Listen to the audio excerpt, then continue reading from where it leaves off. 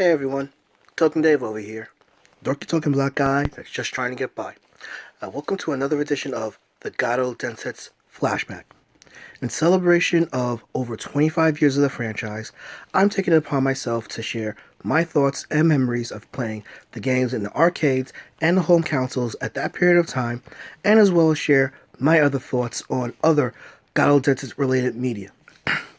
Well, it is like the end of the year. It is the last video of the Garou Densetsu Flashback, and what a way to go with me discussing the final game of the Garou Densetsu series, Garou, Mark of the Wolves. Okay, this game is basically one of, if not the best games of the Garou Densetsu franchise, and to top it off, one of the best games SNK has ever released. Alright, so if you are worried or if you want to know what the plot is, basically the game takes place 10 years after the events of Bout Garou Densetsu.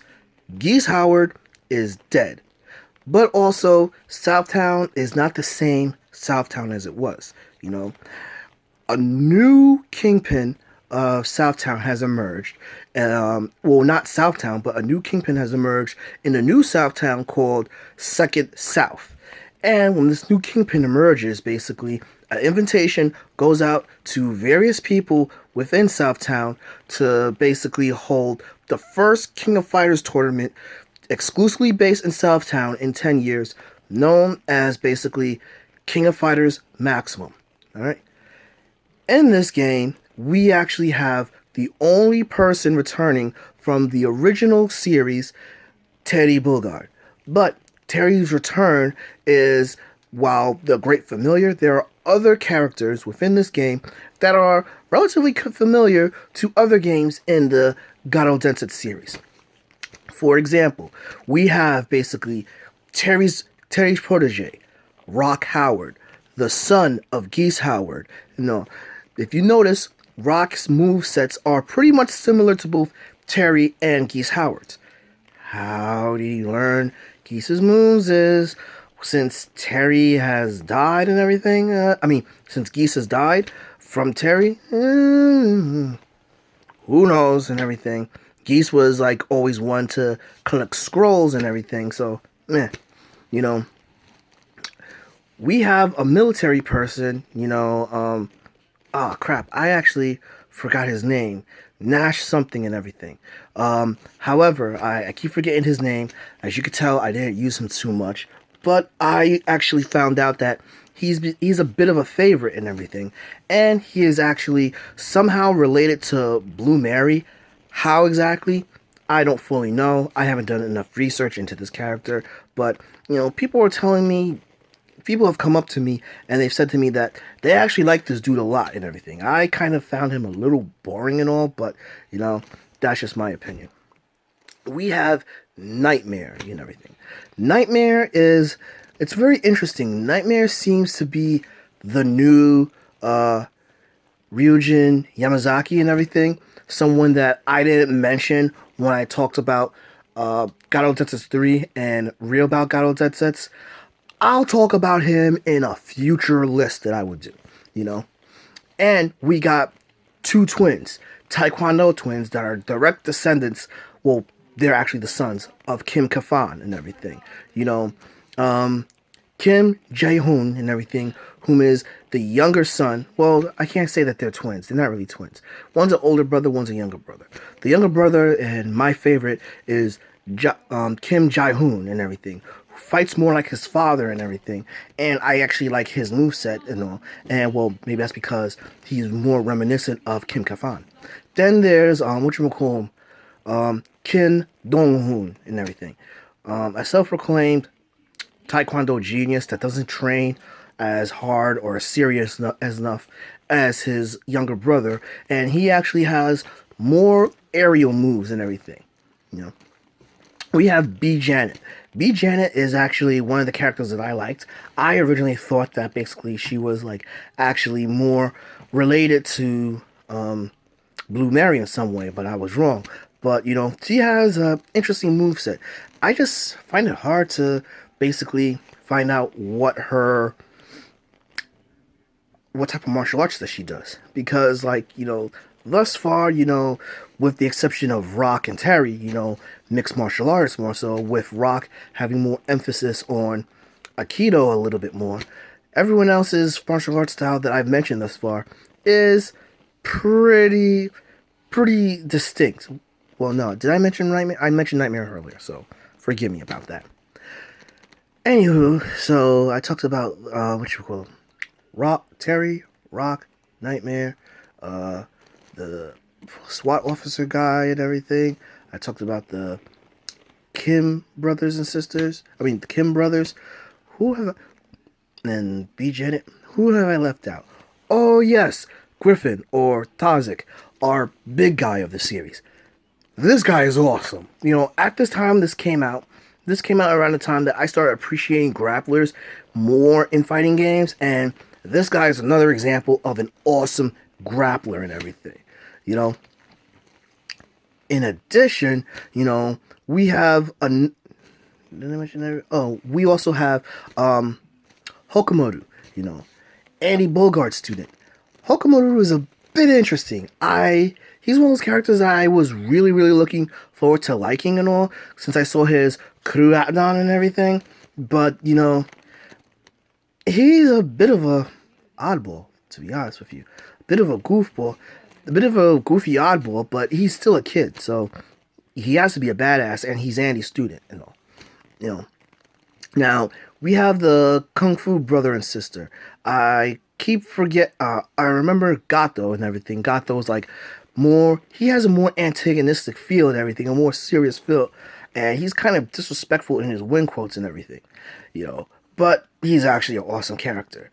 And then we have his younger sister, who I can't pronounce her name, but I actually do really like her moveset and all, especially the her little triple wave hand move and everything.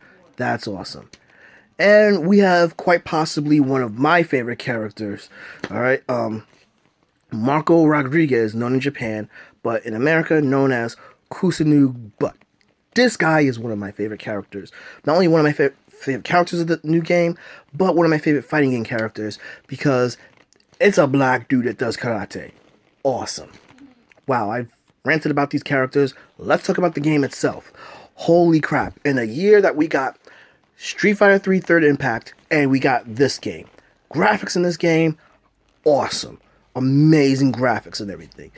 Right, to a degree, can rival Street Fighter 3 Third Strike's graphics and everything. To top it off, the movesets. Now, one of the things I loved about the Garou Densetsu series is the movesets are a little more creative. Here, they still display that creativity. And to top it off, within the movesets and that creativity, you get some awesome moves that are executed, and when they're executed, you're like, whoa! Top it off, we got these super arts that are much more amazing, particularly when I'm talking about basically Gato's he has this one kick that is kind of reminiscent of Fei Long from Street Fighter, but done in a more simple yet effective way. Jai-Hoon's Phoenix Flattener, freaking awesome. We have Kusanu Buck. While his moves are kind of predictable, they're more like, basically the characters from Ryoku no Ken, or some of the Street Fighter characters, the Shotos. It is still pretty cool and all. But to be honest, I have to give it to the OG Terry. His new fighting move, the Buster Wolf. Anytime I catch somebody with that, are you okay? Buster Wolf! Amazing. Even though it's ripped off from Andy's move in Video About Garou Densetsu 2 and everything, it's still awesome seeing Terry do this. So the movesets are amazing, and the control is as good as the control from Real Bout 2 and everything. Actually, no, correction. Real Bout Garou Densetsu Special, because it was Real Bout Garou Densetsu Special that the control was amazing from that point on.